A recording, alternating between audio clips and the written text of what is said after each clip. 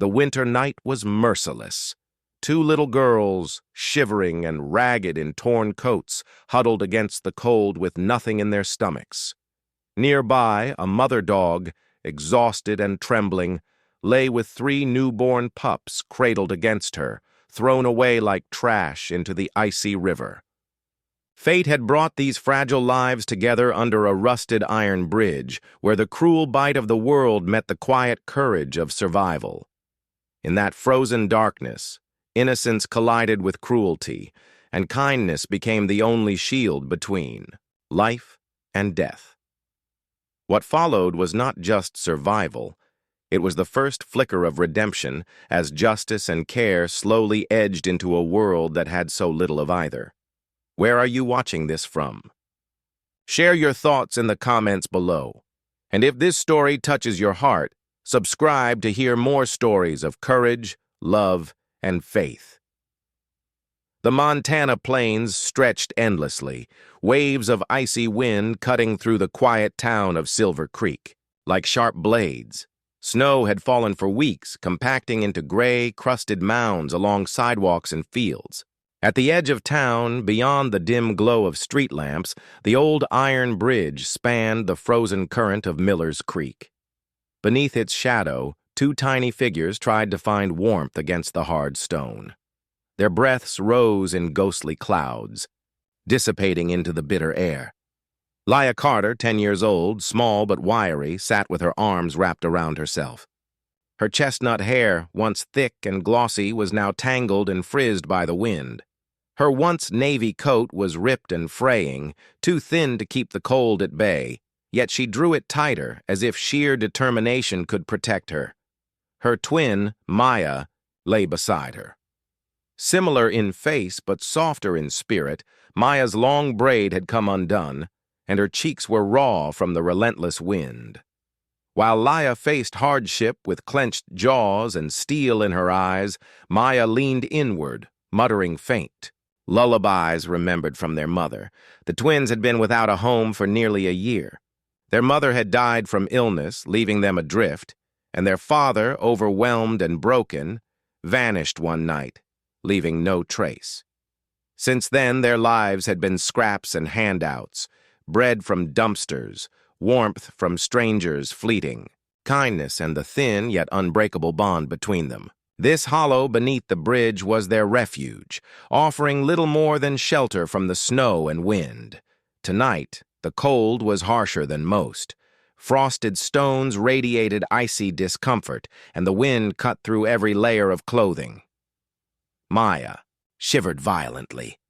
Leah, teeth chattering, pulled the threadbare blanket tighter over them both. "We'll get through this," she whispered, her voice trembling. "Morning will come." Then came a new sound, a faint whimper, muffled and irregular. Maya's head lifted. "Did you hear that?" she asked, eyes wide. Leah frowned, straining to listen. At first, she thought it was the ice cracking on the creek, but another cry, weak and plaintive, confirmed it was something alive. Scrambling to their feet, the twins followed the sound to the creek's edge. Caught awkwardly against a branch was a large burlap sack, sodden and heavy. It shifted faintly, as if something inside was stirring. Leah's heart hammered. "Stay back," she warned, though her own feet carried her closer. With frozen fingers, she pulled at the coarse rope. Maya knelt beside her, hands trembling. The sack gave way. Inside, tangled together, were a German shepherd and her 3 newborn pups. The mother dog's ribs were sharp beneath her thin coat, her amber eyes clouded with exhaustion, yet still protective. The tiny pups shivered violently, weak squeaks barely reaching the night air. Maya gasped and pressed her hands to her mouth, tears streaming down her cheeks. "Who could do this?" The girls, though starving and cold themselves, acted without hesitation. Leah gently lifted the mother dog, feeling her tremble. Maya carefully cupped the pups, pressing them close. "We'll keep them," Leah whispered firmly, her voice trembling but resolute. "Even if we're starving, we won't throw them away too." They carried their new family beneath the bridge, where Maya rocked the smallest pup as if it were her own baby, murmuring nonsense through her tears. The mother dog rested her head on Laya's knees, too weak to rise, tail thumping faintly in gratitude. For the first time that night, the twins felt something shift, a fragile warmth in a world so cold. Their broken family had grown, if only, by 4 trembling lives. Elsewhere in Silver Creek, Nancy Whitmore, 62, wiped down the last table of her diner. Her silvered hair framed a face lined with years of loss and labor, yet her eyes held a gentle kindness. 5 years ago, a mining explosion had taken her husband and only son, leaving her with a quiet, lonely life. The diner, a humble place of warmth and coffee, had become her lifeline. Nancy glanced out the frosted window and spotted movement. 2 small shapes, ragged and thin, clutching something bundled close. Her chest tightened. She had seen these twins before, drifting near the alley behind her diner, scavenging scraps. She had left food from time to time, pretending it was accidental. But now, seeing them in the biting cold, a pang of recognition and sorrow struck her heart. Beneath the bridge, the Carter twins huddled together with their newfound companions. Laya pressed the mother dog close, sharing warmth where they could. Maya tucked the pups under her coat. Snowflakes drifted down, through cracks in the bridge above, dusting them in white. The night was still cruel, the cold relentless. But in that frozen hour, 2 little girls and 4 trembling animals clung to life together, refusing to be abandoned. The night stretched long. Laya lay awake, listening to Ruby's shallow breathing and the tiny squeaks of the pups. Responsibility. Pressed on her shoulders, 10 years old and already holding lives in her hands. When Maya shivered beside her, Laya whispered a plan she had been rehearsing all night. "We can't stay here, they'll freeze before morning. The diner, behind the kitchen vents, it's warmer there." Maya blinked, uncertain. "What if they catch us?" Laya's jaw clenched. "Then they catch us," she said firmly, though her stomach twisted with fear. It was better than letting the puppies die. At first light, the twins rose, clutching Ruby and the pups, trudging through the frost toward the diner. The warm smell of bacon and coffee drifted faintly, offering hope. They moved to the alley behind the building, where the hum of exhaust vents spilled into the icy air.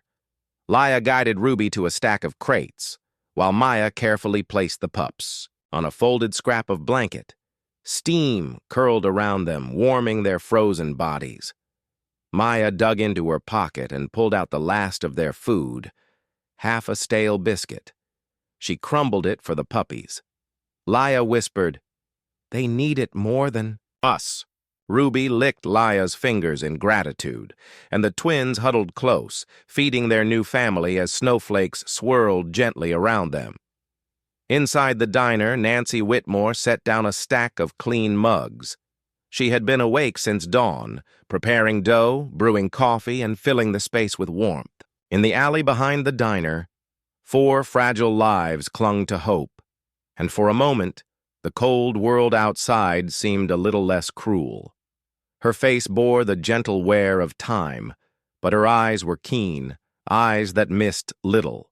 When she stepped out, the back door with a bucket of potato peels, she stopped short. There, in the corner near the crates, 2 small girls crouched like wild things. One cradled a bundle of fur, the other shielded a thin, trembling dog. The biscuit crumbs told the rest of the story. NY's first instinct was suspicion. Street children often meant trouble. Stolen pies, broken windows, gossip from townsfolk who said she was too soft. Her voice came sharp. "What are you 2 doing back here?" That twins froze. Maya clutched the puppies tighter, eyes filling with tears. Leia straightened her thin shoulders, trying to look braver than she felt. "We are not stealing," Laya said quickly. "We just needed a warm place for them." She gestured at Ruby and the pups. Nancy frowned, about to scold, but the sight stopped her. The girls had split a single stale biscuit 3 ways, giving it all to the animals. The older twins' hands were blue from cold, yet she was gently rubbing the mother dog's paw with a rag torn from her own sleeve. The younger girl rocked one of the puppies as if it were an infant. Something inside Nancy cracked. Memories surged. Her son Daniel as a boy, sneaking kittens into her kitchen, begging to keep them. The grief she had carried for 5 years pressed suddenly against Harib's. Her voice softened. Lord have mercy. Come inside before you all freeze to death. The girls hesitated, suspicion in their eyes. But when Nancy held the door open, the warm smell of soup drifted out, and Ruby took a stumbling step forward. That was enough. Inside, the diner glowed golden with lamplight. Nancy ushered them to the back corner near the stove. She fetched an old quilt from the closet and spread it on the floor. There. Now, lay them here. Laya helped Ruby down while Maya carefully placed the puppies against the quilt's folds.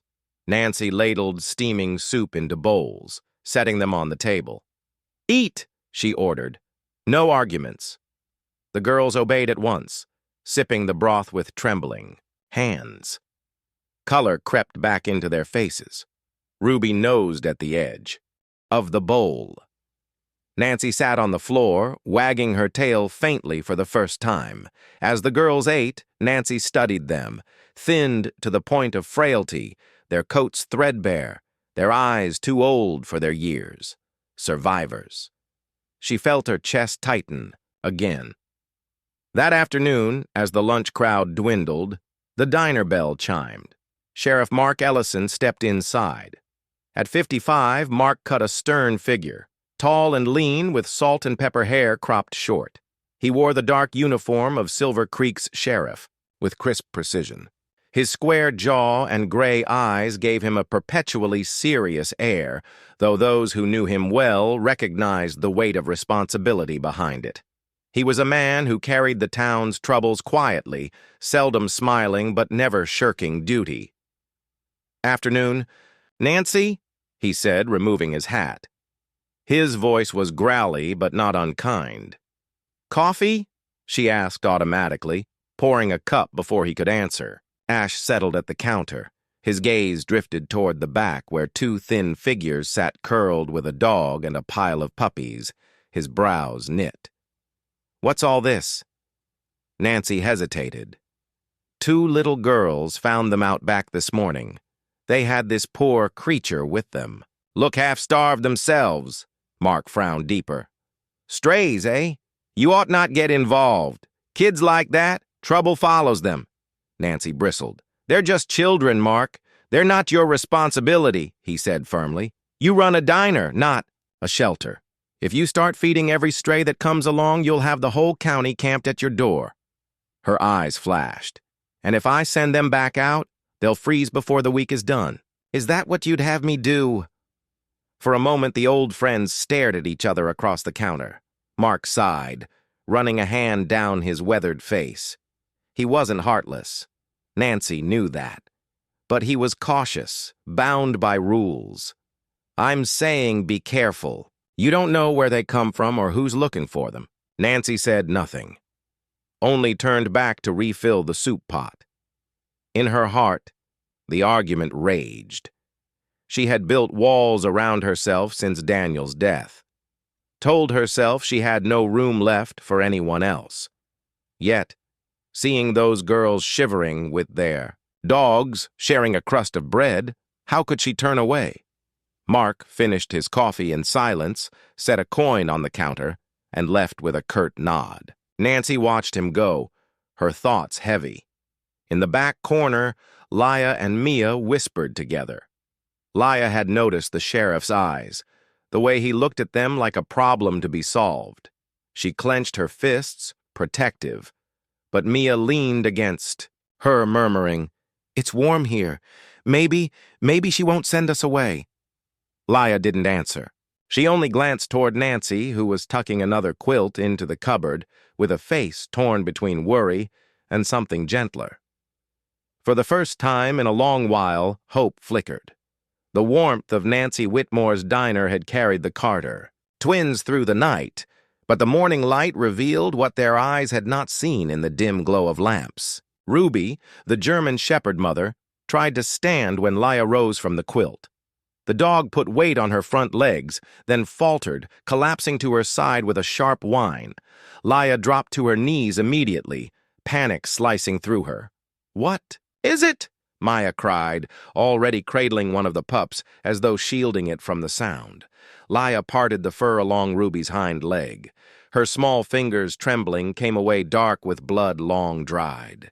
The gash was deep, ragged at the edges, crusted, over with dirt. It looked old, untreated, an injury no animal could endure without agony. "Her leg," Laya whispered, voice cracking. "She's been hurt for days." Maya pressed her face into Ruby's neck, sobbing. "If we don't fix it, she'll die, just like Mama did." The words hung in the air like frost. Laya's jaw tightened. Her sister's grief had cut to the marrow. She turned to Nancy, who had just entered with a tray of bread rolls.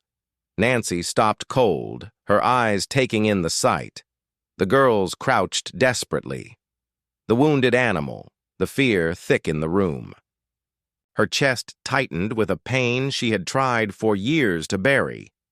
"We can't treat this here," she said firmly, setting the tray down. "She needs a doctor, a good one." The twins looked up, eyes wide with both hope and dread. Doctors had always meant cold hospitals and closed doors, but Mai's tone carried no hesitation. "There's a man," Nancy continued, pulling her shawl around her shoulders. "Samuel Hayes. He runs the clinic on the edge of town. Used to be an army vet. Saved more soldiers than I can count. If anyone can help her, he can." Without waiting for argument, Nancy fetched her coat. "Bring her. We're going." The veterinary clinic sat a mile from Main Street, a squat wooden building with faded green shutters. A sign read, "Hayes Animal Care" in chipped paint. Snow had drifted up against the porch, unshoveled, as though the man inside cared little for appearances. When Nancy pushed open the door, a bell tinkled weakly. The smell of antiseptic hung in the air, mingling with the faint musk of animals. Behind the counter, a tall man looked up from paperwork. Dr. Samuel Hayes was in his late 40s, broad-shouldered but gaunt, as if his body had forgotten how to hold weight. His dark hair was straw with gray, cropped short in military fashion.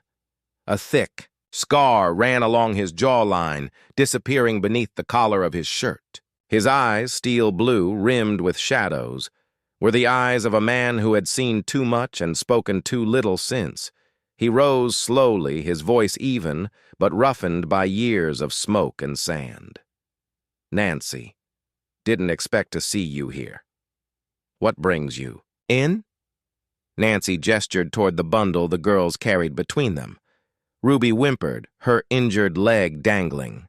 "We found her, badly hurt. She needs you." Hayes' gaze shifted to the twins. Laya met his eyes with wary defiance, while Maya clung to Ruby as though the dog's life depended solely on her embrace. Something stirred in him, a pang he had not felt in years, memories of stretcher-bearers, of soldiers calling for their mothers in foreign deserts, pressed at the edges of his mind. He pushed them back and motioned them inside, put her on the table. The clinic's examination room was cold, its metal table scarred with years of use. Laya lifted Ruby with surprising strength for her small frame. Hayes bent close, peeling back the fur around the wound. "This wasn't an accident," he muttered. "The edges are blunt like from rope or chain. She's been tied, fought to get loose. Whoever had her, they didn't care if she tore herself apart." Maya gasped, tears welling fresh. Laya's fists clenched. Someone did this to her on purpose. Hayes met NY's eyes grimly. "I've seen injuries like this before. Not on dogs, on men, prisoners." The room fell silent. He set to work with quiet efficiency, cleaning the wound, flushing it with antiseptic. Ruby whimpered once, but Hayes's hands were steady, almost tender, despite their roughness. "You girls," he said without looking up. "What are your names?" "I'm Laya," the older twin said. "This is my sister, Maya." "You took her in, even when you have nothing." Laya lifted her chin. "She needed us." Hayes paused, glancing at the girl's thin arms, her patched coat, the hunger still etched in her face. A knot tightened in his chest. Years ago on the battlefield, he had sworn he would save everyone he could. But then came the day he couldn't. The ambush, the explosion, the cries he failed to answer. Since then, he had withdrawn into silence, treating strays and livestock because animals didn't ask him to confront his failures. Yet here were these two children, ragged and brave, choosing to fight for a life that wasn't even theirs. Something inside him shifted. Hours passed. Hayes stitched Ruby's leg with careful precision, wrapping it in clean bandages, when at last he straightened, cracking his stiff back. The dog rested easier, her breathing steady. "She'll live," he announced, "but she'll limp for a while, needs rest, good food, and people who will care for her." Maya let out a sob of relief, burying her face against Ruby's neck. Laya exhaled as though she had been holding her breath the entire time. Nancy placed a hand on Hayes's arm. "Thank you, Samuel. I knew if anyone—" He shook his head. "Don't thank me. Thank those girls. They're the reason she's still breathing." His gaze lingered on the twins again. For the first time in years, his voice softened. "You did right bringing her here. Don't ever doubt that." That evening, as the clinic's lights glowed against the snow, Hayes stood by the window long after Nancy and the girls had gone. He watched the fading figures. 2 little girls, a limping dog, 3 pups wrapped in a blanket guided by a widow with a stubborn heart. He felt the echo of voices long gone, men he could not save, comrades buried in sand. For years he had let that guilt consume him, closing his door to the world. But tonight he realized he had opened it again. And on the other side was something fragile, something worth protecting. For the first time in a long while, Dr. Samuel Hayes felt a spark of purpose. The snow had stopped by. Morning, leaving the forest around Silver Creek washed insolence. Branches bent heavy with white, and the air smelled of pine and damp earth. For once, the town felt hushed, as if holding its breath. Leah Carter trudged through the snow with a bundle of sticks in her arms, her boots damp, her fingers stiff with cold. Beside her, Maya searched carefully for fallen branches that weren't too frozen to burn. Nancy had given them a corner of her woodshed, but the girls insisted on helping. If they were to stay under her roof, at least for now, they would pull their weight. Ruby hobbled behind them on her bandaged leg, the 3 puppies tumbling clumsily through the snow. Laya often glanced back, protective. Maya hummed softly, pretending not to hear her own stomach growl. The girls wandered deeper into the woods than usual, the trees crowding close. That was when voices carried on the wind, low, rough, male. Laya froze, motioning her sister down. The twins crouched behind a thicket of evergreens. Through the gaps, they saw 3 men standing near a clearing, smoke rising from their cigarettes. The men were broad-shouldered, wrapped in heavy coats. One wore a battered cowboy hat, his jaw bristled with stubble. Another had a scar twisting across his cheek. The third, tall and lean, leaned against a tree with a shovel at his side. Their voices were coarse, but the words cut clear enough. "Can't believe she's still alive." The man with the scar spat. "I tossed that sack myself. Should have sunk." The tall one grunted. "Words going around town. Some widow and 2 kids gather. Clay's not happy.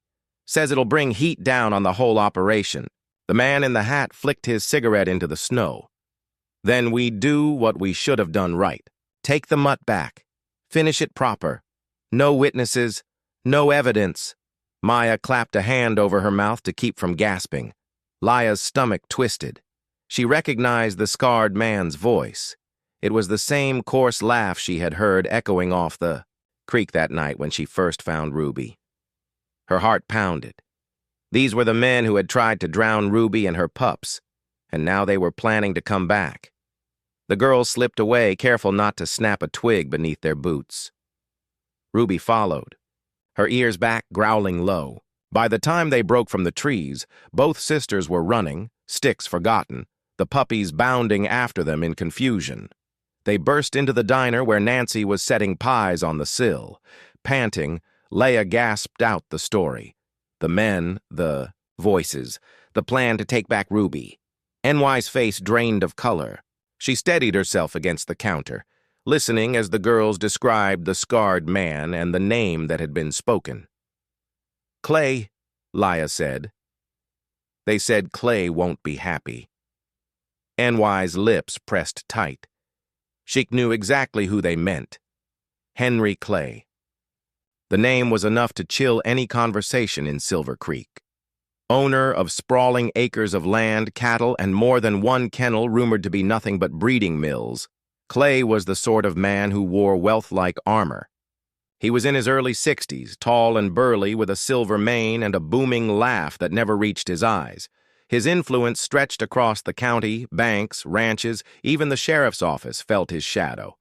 Nancy sat down the pie with a sharp clatter. We'll tell Samuel he'll know what to do. At the clinic, Dr. Samuel Hayes listened grimly as the girls recounted everything. His scarred jaw tightened, his eyes hardening. Rope burns, he murmured, gesturing at Ruby's bandaged leg. Now we know why. These men weren't just careless. They're part of something ugly. Hila's small hands clenched the edge of the table. They'll come for her again. I heard them. Hayes knelt to her level, his voice firm but calm. You did the right thing, telling us you won't face this alone. For the twins, who had been alone for so long, the words landed heavy, strange, like the warmth of a fire they weren't sure they deserved. That evening, Nancy and Hayes met with Sheriff Mark Ellison in his office. The sheriff sat stiff behind his desk, the lamplight etching lines deep into his face. He listened without interrupting, his hands folded, his gaze dark. When Hayes finished, Mark exhaled slowly. Henry Clay's men. You know it? Hayes pressed. Mark nodded. I've heard whispers for years.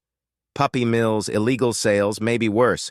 But he's careful, owns half the county board, keeps friends in the capital. Every time I push, the trail goes cold.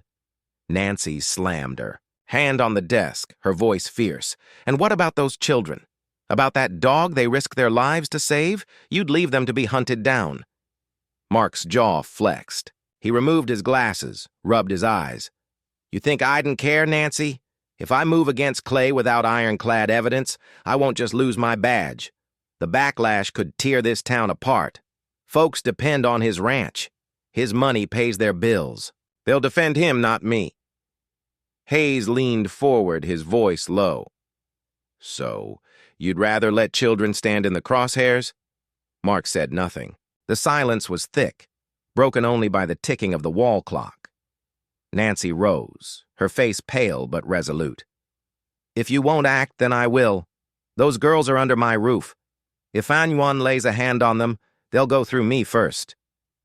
Mark's gaze softened, briefly. Old friendship flickering, but then hardened again. Be careful, Nancy. Clay's reach is long, longer than either of you realize. Outside, as Nancy and Hayes walked back through the snow, the girls waited anxiously on the clinic steps. Maya clutched a puppy to her chest. Leah looked up at Hayes, eyes burning with the question she couldn't quite voice. Hayes placed a hand on her shoulder. We'll protect her, he said, nodding at Ruby. And we'll protect you. But you must be brave. This isn't over. The night settled heavy over Silver Creek, carrying secrets that would no longer stay buried. The back of Nancy Whitmore's diner held a small storage shed, once used for sacks of flour and crates of vegetables. Its wooden boards were weathered, and a single narrow window let in the dimmest light. Nancy cleared space among the shelves, swept the dust with a firm hand, and laid out an old cot she had stored away since Daniel's boyhood. "This isn't much," she said, her voice brisk to hide the tremor underneath. "But it's warmer than under a bridge. You'll stay here until we figure things out." Laya and Maya Carter exchanged glances. The twins stood in the doorway, clutching Ruby's leashless collar, the three puppies tumbling at their boots. Their eyes widened at the sight of the quilt on the cot, the folded blankets, the faint smell of cinnamon drifting from the diner kitchen. "It's more than we've had in a long time," Maya whispered. Nancy turned away quickly, blinking against the sting in her eyes. The days that followed settled into a fragile rhythm. In the mornings, Nancy would open the diner while the girls remained in the shed, tending to Ruby and the puppies. Laya, ever practical, took to changing the bandage on Ruby's leg as though she had been born to it. She listened intently to Dr. Hayes's instructions, washing her hands in a tin basin before unwinding the old bandage and wrapping a clean one with steady determination. Maya, softer of heart, spent hours cradling the pups, humming songs half-remembered from their mother. She called each by a name she invented on the spot: Ash, Clover, and Tiny. The pups wagged their tails at her voice, their bellies rising and falling in contented sleep against her lap. It was in these quiet moments, with Ruby's amber eyes growing brighter each day, that the twins felt a warmth they had not known since their mother's passing. For the first time in months, perhaps years, they felt they belonged to something larger than survival. Dr. Samuel Hayes visited almost every evening. He arrived with his heavy boots leaving prints in the know, his tall frame filling the shed's doorway. His face still bore the guarded look of a soldier who had seen too much, but the lines eased when he watched the girls at their tasks. "Not bad. Work," he remarked as Leah tied off the bandage-owned knight. "You've got steady hands, a medic's hands." Laya straightened with pride. "I want to learn more." "You will," Hayes replied. He fetched a small kit from his bag and showed her how to mix a salve of herbs and antiseptic, explaining each step as if she were an apprentice. Meanwhile, Maya asked question after question about animals, how to tell when a puppy was sick, what different barks meant, how long dogs carried their young before birth. Hayes answered patiently, even when the old ache of memory stirred in his chest. In their eager faces he saw the soldiers he once trained, the men who had looked to him for knowledge and care. He had failed some of them, but these children, he would not fail them. Nancy watched these exchanges from the doorway, arms folded over her apron.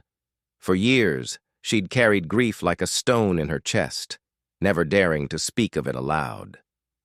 But one evening, as the fire crackled in the small stove she had moved into the shed, she sat with the girls and allowed herself to remember. "My Daniel was your age when his daddy first took him fishing," she began, her voice husky. "He had hair, the color of wheat, always falling in his eyes. Couldn't sit still 5 minutes." The girls leaned close, listening. N.Y. Shands twisted in her lap. "He worked the mines when he grew older. Thought he'd make something of himself, help me with the diner. But 5 years back, there was an accident underground." Her voice cracked. For the first time in front of anyone, tears slid down her cheeks. Maya reached for her hand without thinking. Laya sat still, her gaze steady. "We know what it's like," Maya whispered, "lowing someone." Nancy looked at the girls, at the dog, and her pups nestled around them. Something in her heart shifted, as if a locked door had been pried open. For years she had refused to feel, afraid the pain would consume her. But here were these children, scarred as she was, refusing to stop loving despite everything. That night, Nancy wept openly, and when the tears dried, she felt lighter. The shed transformed from storage to home. The girls swept the floor, hung their ragged coats by the stove, and patched holes in the quilt with scraps Nancy found. Ruby regained strength, her limp less pronounced. Her amber eyes, once dull, now gleamed with a fierce loyalty whenever the twins entered. One afternoon, Hayes arrived with a sack of feed and a wooden toy horse he had carved. He handed it wordlessly to Maya, who laughed for the first time Nancy had heard. Laya smiled too, rare and fleeting, but real. Inside the diner, townsfolk whispered. Some muttered that Nancy had taken, in strays, that it wasn't proper. Others softened when they saw the girls sweeping the porch, carrying kindling, helping wherever they could. A few regulars even slipped coins into the tip jar with a knowing look. For Nancy, none of the gossip mattered. What mattered was the laughter beginning to echo again in her back shed, the sound of life where silence once reigned. One night, as the snow fell in soft flurries, Nancy sat by the stove with Hayes. The twins had finally fallen asleep, curled against Ruby and the pups. "You've changed," Hayes said quietly. Nancy gave a wry smile. "Or maybe I'm remembering who I was before the silence." Hayes nodded. "They've done that for me, too. Reminded me why I swore an oath to heal. I thought that part of me was gone." For a long moment, they watched the sleeping children, the slow rise and fall of Ruby's chest, the gentle sigh of the puppies. All of them, broken in their own ways, now pieced together under one fragile roof. It wasn't much, but it was family. The wind sharpened after dusk, rattling the shutters of NY's diner. The last customers had long since gone home, and the streets of Silver Creek lay deserted under the thin glow of street lamps. In the back shed, Laya and Maya had just finished tucking the puppies into a basket lined with quilts. Ruby lay nearby, her amber eyes half-closed, Herbity relaxed but alert. Nancy lingered in the kitchen, stacking clean dishes, her hands steady, though her thoughts were not. She had grown used to the warmth of children's laughter drifting from the shed. But tonight, an unease pressed on her chest. She knew the whispers.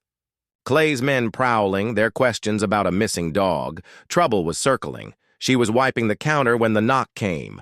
Loud, heavy, not the knock of neighbors. NY's spine stiffened. She crossed to the door and unlatched at a crack. Outside stood 3 men. Their faces were partly shadowed beneath wide-brimmed hats, but she recognized them from the girl's description. The scarred one with his lip curled in a sneer, the tall, lean man with hollow cheeks, and the one in the battered hat who spat tobacco at her doorstep. Even before they spoke, she smelled whiskey and menace. "We're here for what's ours," the scarred man said. His voice was low and ugly. "That shepherd you picked up belongs to Archer, belongs to Mr. Clay. You've got no right keeping her." NY's hand tightened on the doorframe. "That animal was left to die in a sack at Miller's Creek. No one who cared for her would do such a thing. She's not yours." The Talon leaned forward. "You don't want trouble, ma'am. Hand her over and this ends easy." Behind NY's calm eyes, fear sparked. But she did not step aside. She pulled the door open wider, her voice sharp enough to slice through the cold air. "You'll not take one step into my diner. Not for her, not for anything." Meanwhile, in the shed, Laya jolted awake at the sound of men's voices. She pressed a finger to her lips, signaling Maya. The twins moved quickly, scooping the puppies into their coats. Laya whispered, "We can't let them see Ruby." Mia nodded, tears glimmering. They coaxed Ruby to her feet, guiding her carefully through the back. The snow crunched softly as they led her toward the old wooden pen behind the diner, a small structure once used for chickens. It smelled of straw and frost. The girls crouched inside with her, trying to muffle the pup's whimpers. Outside, Themon's voices grew louder. "Clay won't like hearing you refuse us," one threatened. "I don't answer to Clay," Nancy shot back. "Now get off my property." There was a tense pause, broken suddenly by a sound that carried through the night. Ruby, sensing danger, lunged forward and let out a bark so fierce it echoed through the alley and the empty street beyond. The puppy squeaked in fright, but Ruby's growl deepened, her hackles rising. It was the sound of a mother ready to defend, her own. The men cursed, stepping back. That damn mutt. The scarred one spat into the snow. "Fine, keep her tonight, but don't think this is over. We'll be back, and next time we won't ask." Their boots thudded away into the dark, their threats lingering heavier than the silence they left behind. When the danger had passed, Nancy locked the door with shaking hands. Only then did she allow herself to sink into a chair, her heart hammering. For all her defiance, she had never felt more vulnerable.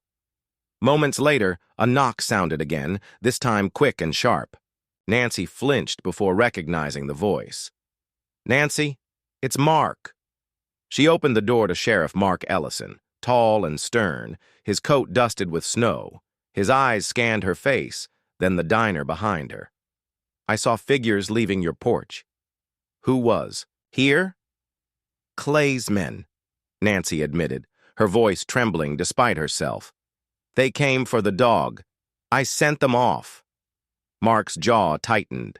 He stepped inside, removing his hat. For once, the rigid lines of his face softened.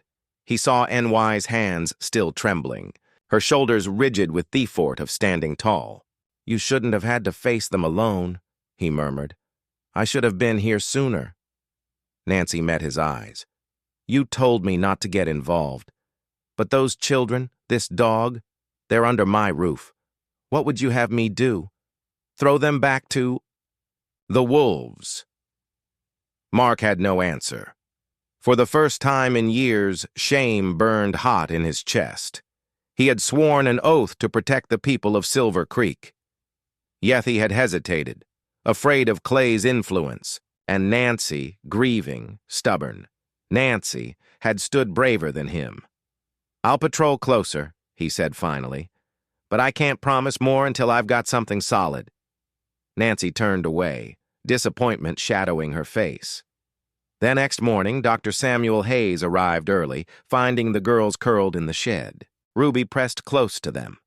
They recounted the night's events in hushed voices, their fear sharp. Hayes listened, his scarred jaw tightening with each word. "I should have known they wouldn't give up," he muttered. He examined Ruby, who wagged, her tail faintly despite the tension. "They'll try again, which means we need more than quilts and promises." He set his bag down with a decisive thud. "I'm going to dig records, shipments, anything Clay has hidden. If we can prove what he's running, then not even his friends on the county board can shield him." Lia's eyes widened. "You do that even if it's dangerous?" Hayes looked at the twins, then at Nancy. His voice was steady, solemn. "I've carried ghosts long enough, men I couldn't save. If protecting you and this dog puts me at risk, so be it. This time, I won't stand by." For the first time since the war, Dr. Hayes felt the old steel return, the part of himself that refused to surrender to fear. Nancy watched him with quiet gratitude. Whatever came next, she knew she would not be fighting alone. The winter sun rose pale over Silver Creek, spilling thin light across rooftops dusted in frost. The town stirred slowly awake, unaware that beneath its quiet streets, secrets were about to crack open. Dr. Samuel Hayes walked with purpose toward the sheriff's office, his heavy boots crunching on frozen gravel. In his satchel were files and photographs. Proof gathered over weeks of quiet digging.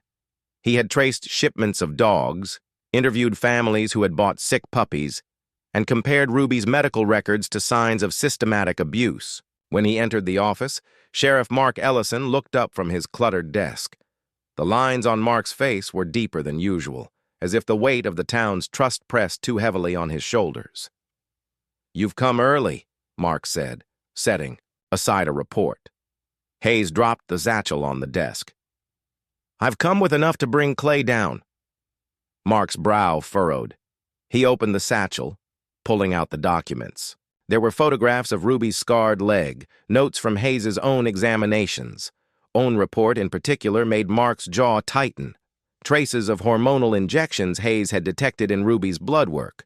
Drugs to force breeding, Hayes explained, his voice steady but burning with anger. "She's not the only one. I found receipts, supplies purchased in bulk under Clay's name. This isn't mismanagement, Mark. It's cruelty.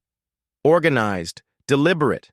He laid out photographs of chains, padlocks, cages rusted with filth, images taken with the help of a farmhand, too frightened to speak publicly, but desperate to ease his conscience. Mark sat back, his gray eyes clouding. For years he had known Henry Clay's reputation. But here, spread across his desk, was undeniable truth. "This is enough," he said quietly. "Enough for a judge to sign a warrant." Hayes leaned forward. "Then, do it. Don't let those girls live in fear another night."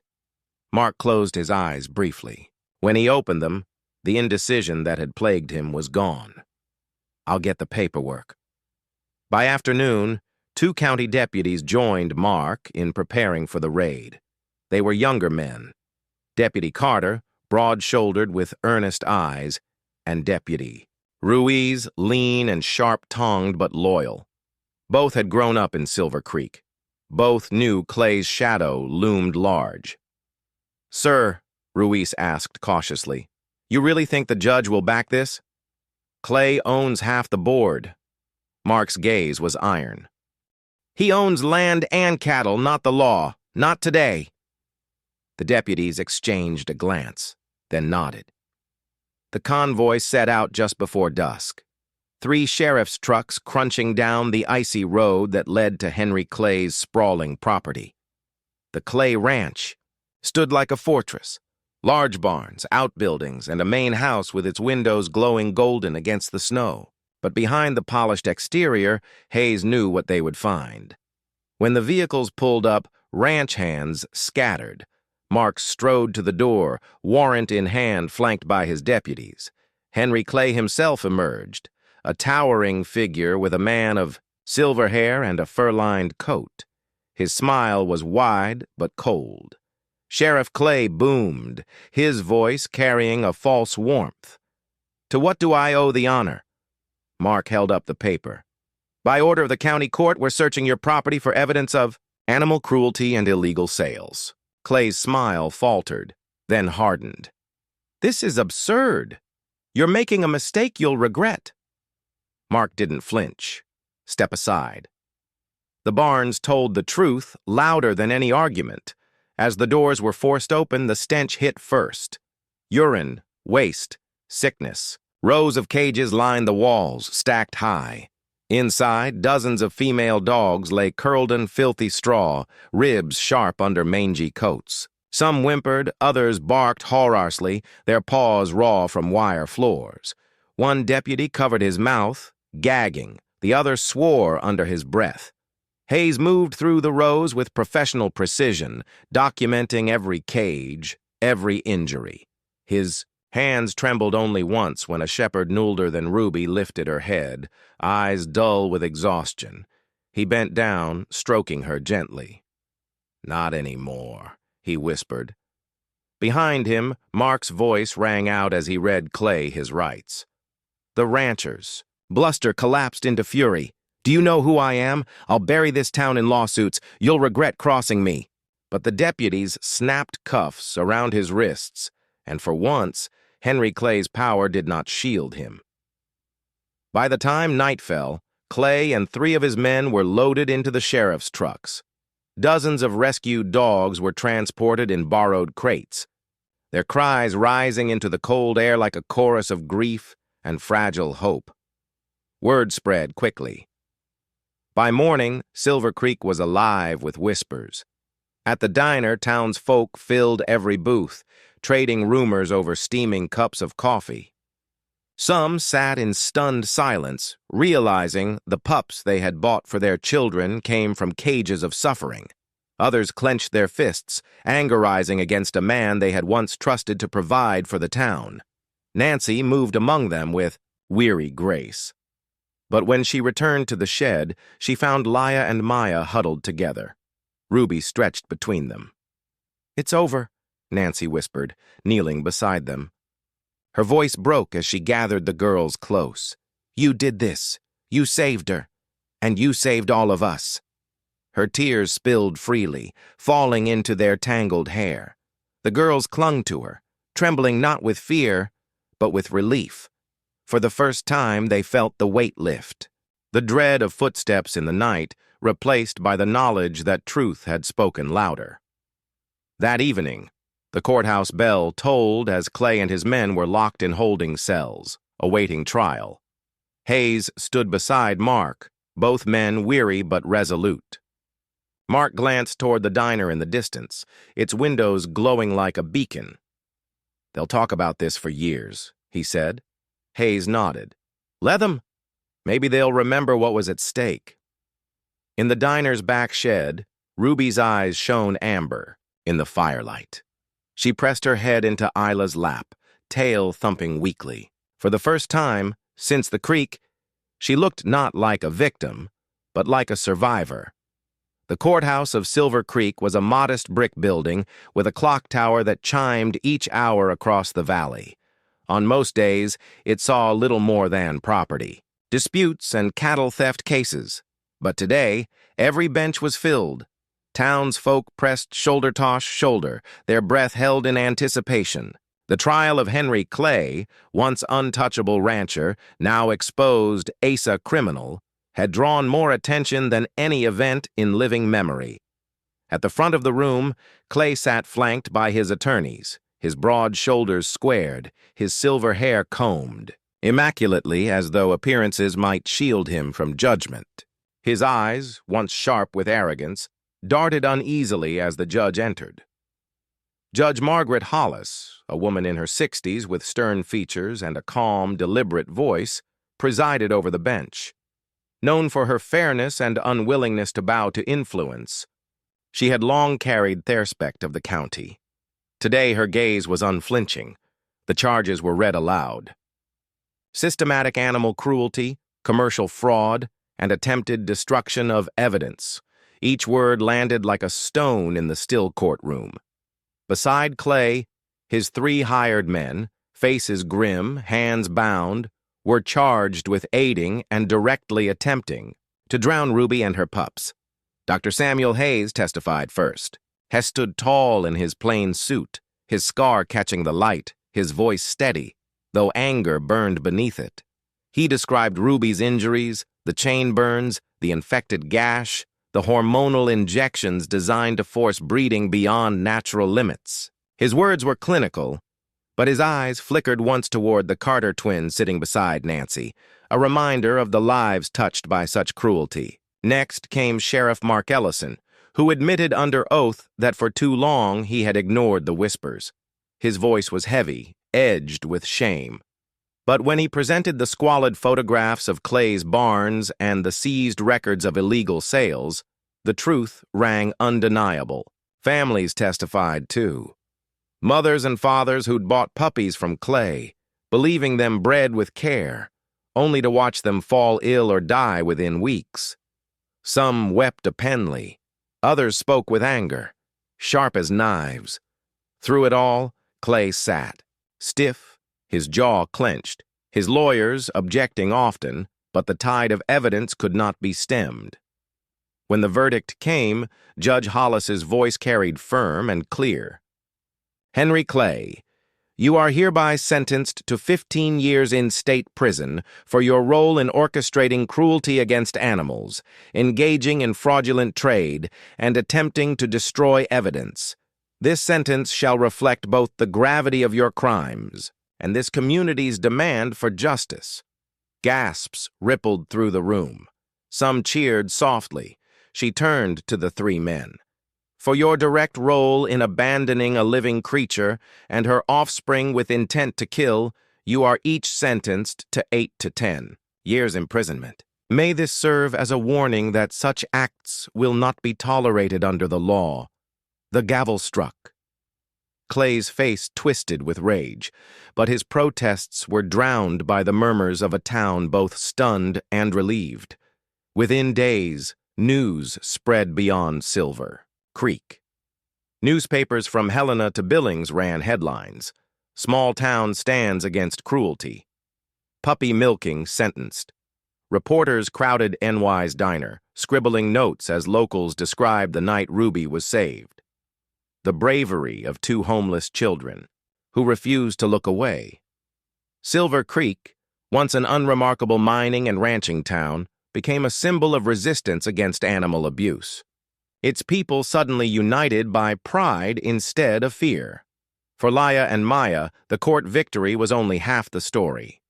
During the proceedings, word came of their arranged father. Sheriff Ellison had tracked down the records. Years of absence, debts left, unpaid, arrests in other counties, and finally a disappearance across state lines.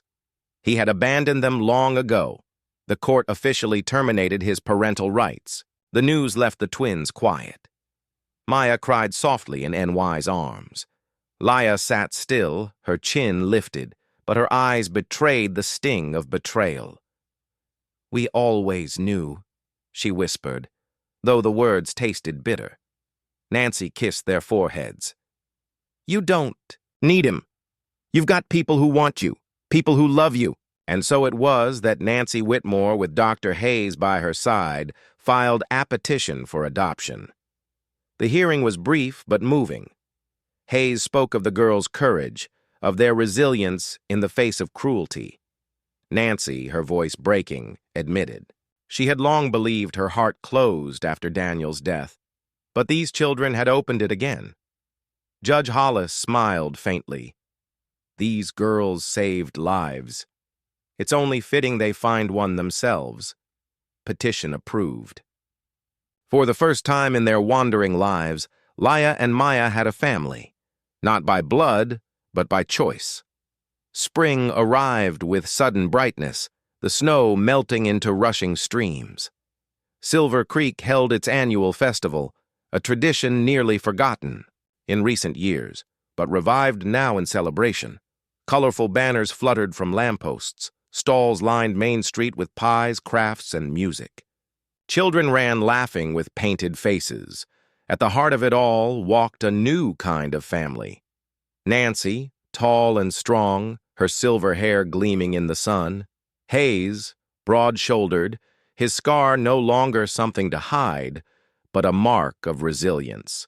And, between them, Laya and Maya, hands clasped, their coats freshly mended, eyes alight with joy. Ruby trotted proudly at their side, her limp nearly gone, the three pups bounding in circles around her. The townsfolk cheered as they passed. Some clapped.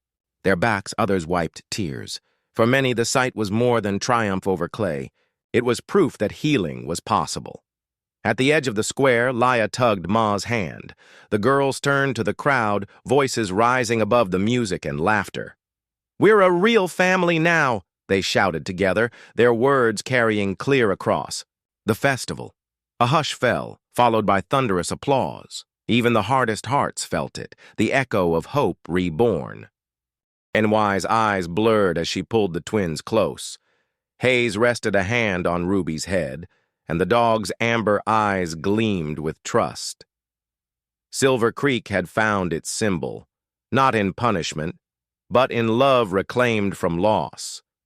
Sometimes what feels like chance is really a quiet miracle, an answer whispered by God.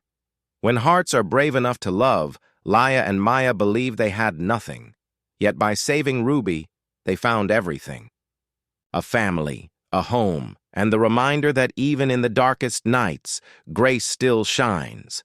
In our own lives, we may not rescue a dog from a river or stand against powerful men, but every small act of kindness is a reflection of God's light in this world.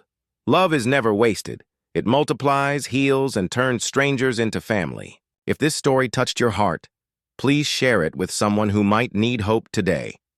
Leave a comment with your thoughts and don't forget to subscribe so more stories of faith, love, and courage can reach those who are searching for them. May the Lord bless you and keep you, and may His protection surround you and those you love now and always.